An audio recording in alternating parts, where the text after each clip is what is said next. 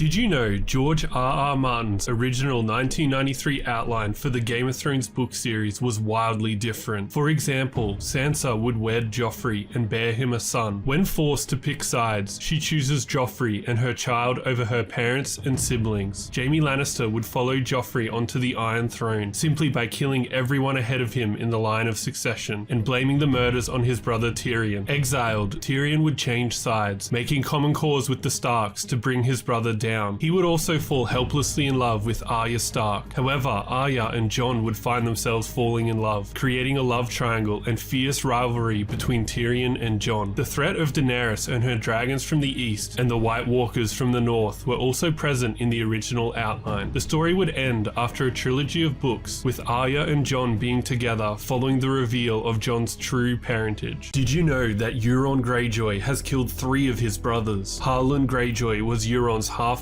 Harlan was afflicted with grayscale, which completely covered his mouth, and as a child, Euron pinched Harlan's nose shut. Due to the grayscale, Harlan could not breathe or call for help and died, marking Euron's first kinslaying. Next came another half-brother, Robin Greyjoy, who Euron referred to as a wretched creature with a big soft head, implying that Euron might have brained his brother. After slaying his 2 brothers, Euron pissed into the sea, waiting for the gods to strike him down, but none did. This confirmed to Euron that the gods did not exist, and any superstition or laws surrounding them would hold no bearing on him. King Balon Greyjoy was Euron's 3rd kinslaying. It is heavily implied that Euron hired a faceless man to slay his brother, which enabled Euron to lay claim to the Sea Stone chair and become the king of the Iron Islands. The Corpse Queen was a cursed figure of legend in the Game of Thrones universe. She was a sorcerer as pale as the moon, with skin as cold as ice and eyes like blue stars, leading fans to speculate that she was a White Walker. Regardless, so great was her allure and beauty, the 13th Lord Commander of the Night's Watch fell in love with this strange woman, giving her his soul and his seed. When he brought her back to the Night Fort, he proclaimed her his queen and himself her king. For 13 terrible years, the Corpse Queen and her Night's King ruled from the Wall, where they enslaved the Night's Watch through foul sorcery and made horrific sacrifices to the White Walkers. It took the combined might of the Starks of Winterfell and Jormund, the king beyond the Wall, to defeat the pair. Have you heard of the guy who is in love with Rhaegar Targaryen? This is Jon Connington, also known as Griff. During Robert's Rebellion, he was a staunch Targaryen loyalist, so much so that he earned the position of Hand of the King. Jon promised Aerys Targaryen he would put down the rebellion and deliver him Robert's head. Jon almost did it too. After Robert's one and only defeat at the hands of Randall Tarly, he was forced to flee. Jon tracked him to a small town in the Riverlands, searching house to house for the rebel leader. However, he was unable to locate Robert before the combined Stark-Tully host arrived. Jon fought fiercely, but was forced to retreat. For his failure, Aerys exiled him. While exiled, Jon fought as a sellsword with the Golden Company, and after a few years, he was approached by Varys, who informed him that Rhaegar's infant son, Aegon, had survived Robert's rebellion, and convinced Jon to fake his death and raise the boy in secret, to prepare him to reclaim Westeros and the Iron Throne. Jon does all of this out of love and loyalty to Rhaegar, who he affectionately calls his Silver Prince. Have you ever been so desperate for an heir that you married 6 different women? Well, for Maegor Targaryen, that was his reality. First, he married Cerys Hightower, but the marriage remained childless, so Maegor claimed she was barren and took 2 more wives, Alis Harroway and Tyanna of the Tower. Alis soon fell pregnant, but Queen Tyanna secretly poisoned Alis's child in the womb, leading to a stillbirth of an eyeless and twisted monstrosity. Tyanna then convinced Maegor that Alis had an affair, which caused Maegor to kill Alis and wipe out her entire family. At this point, Maegor was done messing around, and he took Jane Westerling, Eleanor Costane, and Rhaena Targaryen, who were known as his Black Brides. Jane Westerling soon fell pregnant, but she too birthed a stillborn that lacked arms and legs. Tyanna later confessed to the poisoning. Eleanor also gave birth to an eyeless stillborn that had small wings. With all the stillbirths, Maegor grew suspicious and found out about Tyanna's poisoning, so he cut out her heart, and in the end, Maegor died without an heir. Did you know that in the books, Sansa never marries Ramsay? Instead, Ramsay marries Arya Stark. At least that's what he thinks. In truth, it is Jane Poole, a childhood friend of Sansa's, who has been dressed to look like a Stark and married off to Ramsay Bolton in order to solidify their claim on Winterfell and the North. As Arya, Jane is abused by Ramsay, just as Sansa was in the show. Fearing for her life, Theon managed to convince Mance Rayder, who is still alive and disguised disguised as a bard in Winterfell to rescue Arya Stark, but the plan goes to chaos and Theon is forced to jump from the battlements with Jane into the snows below. A letter is then sent to Jon Snow from Ramsay, who presumes fake Arya has fled to her half-brother and demands his wife is returned. After reading the letter, Jon intends to march south against the Boltons, but is killed by his own men before he can do so. This is Moqorro, arguably one of the most powerful magic users in the A Song of Ice and Fire universe. Moqorro is a Red Priest of R'hllor. He is found adrift at sea by Victarion Greyjoy, and to earn favor with the Iron Captain, Moqorro offers to heal Victarion's injured arm. At the time, Vic's left hand was infected after he caught an enemy knight's longsword with it to win a duel. The Red Priest offers to heal the wounded hand, and behind closed doors, Moqorro uses the magic of R'hllor to repair the injury, which leaves Victarion's left hand charred, blackened, and smoldering. From this point on, Victarion demonstrates incredible strength with the burned hand, being capable of lifting a man in the air by his throat and killing him with just the magically enhanced limb. Moqorro, like Melisandre, can also see the future in the flames, and can perform powerful magic by sacrificing a soul to grant favorable winds to Victarion's fleet. Did you know that House Royce from the Game of Thrones universe have several sets of ancient bronze plate armor that is inscribed with magical runes that allegedly protect the wearer and make them immune to injury? We saw this armor in House of the Dragon. Rhea Royce, Daemon's first wife, wore a set of this armor, though in the show it looks to be leather rather than bronze plate, and given Rhea's ultimate fate, it is clear that the runes didn't work as intended. House Stark is an ancient and noble house in A Song of Ice and Fire. Their sigil is a grey direwolf on a white field. House Stark were the ancient kings in the north, descent from blood of the first men. They were founded by Brandon the Builder, who was alive during the Age of Heroes, and was said to have built the Wall, Winterfell, Storm's End, and the High Tower. The ancient Starks defeated many rival kings, such as the Barrow Kings and the Red Kings of House Bolton, with whom they feuded with for thousands of years, eventually solidifying themselves as the kings of the North. During Aegon's conquest, King Torrhen Stark rallied a force of 30,000 savage Northmen and marched south to oppose Aegon and his dragons. However, reports of Aegon's burning of Harrenhal and the decisive victory at the Field of Fire caused King Torrhen to bend the knee to Aegon. He was then risen up as Warden of the North. Stark kings and lords are buried in the crypts of Winterfell. Their tombs are marked with a statue of their likeness with an iron sword placed across their lap and a direwolf at their feet. Did you know the Ironborn rule from an eldritch throne, heavily inspired by H.P. Lovecraft, and the throne even predates the first men in Westeros? The Seastone Chair is a throne carved into the likeness of a monstrous kraken with outstretched tentacles made of a strange, oily black stone. The Greyjoys, the lords of the Iron Islands, rule from the Seastone Chair. The strange throne is said to have been found on the shores of Old Wick, on the Iron Islands. The creators of the throne are unknown, but its existence predates the first humans in Westeros by thousands of years. Legend says the throne was left by the Deep Ones, a misshapen race of Cthulhu-inspired half-human, half-sea creature abominations. Many speculate these sea creatures are servants of the drowned god, also known as He Who Lurks Beneath the Waves, a monstrous Cthulhu-like sea deity worshipped by the Ironborn.